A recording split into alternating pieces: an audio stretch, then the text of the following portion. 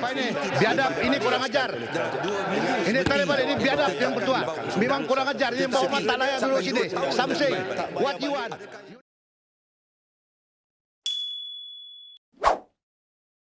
Empat prinsip dalam perlembagaan menjadi antara perkara utama yang disepakati dalam perjanjian persefahaman antara gabungan kerajaan perpaduan yang dimeterai hari ini. Timbalan Perdana Menteri, Datuk Seri Ahmad Zahid Hamidi, berkata segala kekhawatiran mengenai agama Islam, hak istimewa Melayu, kedudukan bahasa Melayu dan institusi diraja diambil kira dalam perjanjian tersebut. Bagi BN, Barisan Nasional, permuafakatan ini diterjemahkan dalam bentuk persefahaman setelah satu proses artikulasi terhadap hal yang termaktub dalam perlembagaan menjadi persetujuan bersama, kata pengerusi BN itu selepas majlis menandatangani perjanjian berkenaan. 5 gabungan parti politik utama, Pakatan Harapan (PHBN), Gabungan Parti Sarawak (GPS), Gabungan Rakyat Sabah (GRS) dan Parti Warisan menandatangani perjanjian persefahaman kerjasama di Putrajaya bagi membentuk kerajaan perpaduan yang stabil.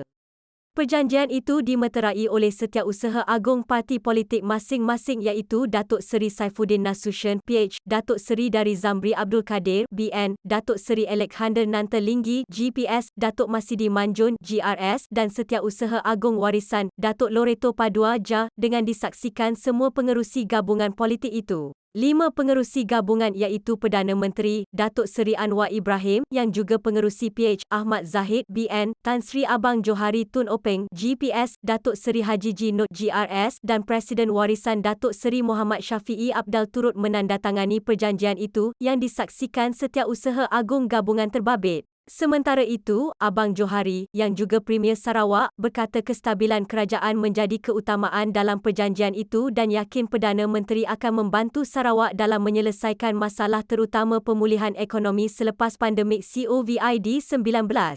Parti-parti Sarawak menerima pendekatan ini.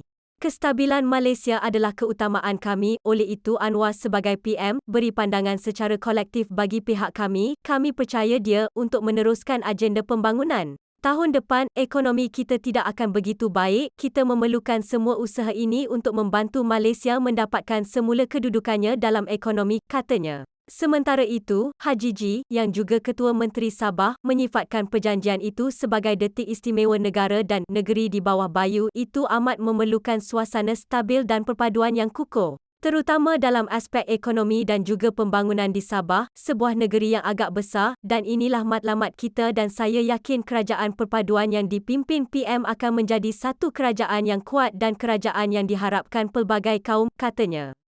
Muhammad Syafiee pula berkata perjanjian tersebut dapat memantapkan suasana politik dalam negara. Bila ada kestabilan, saya pasti ekonomi juga akan turut stabil. Salah satu perkara dalam kandungan perjanjian ini ialah perkara 9 iaitu semangat MA 63 Perjanjian Malaysia tersirat dalam pembentukan kerajaan perpaduan, katanya.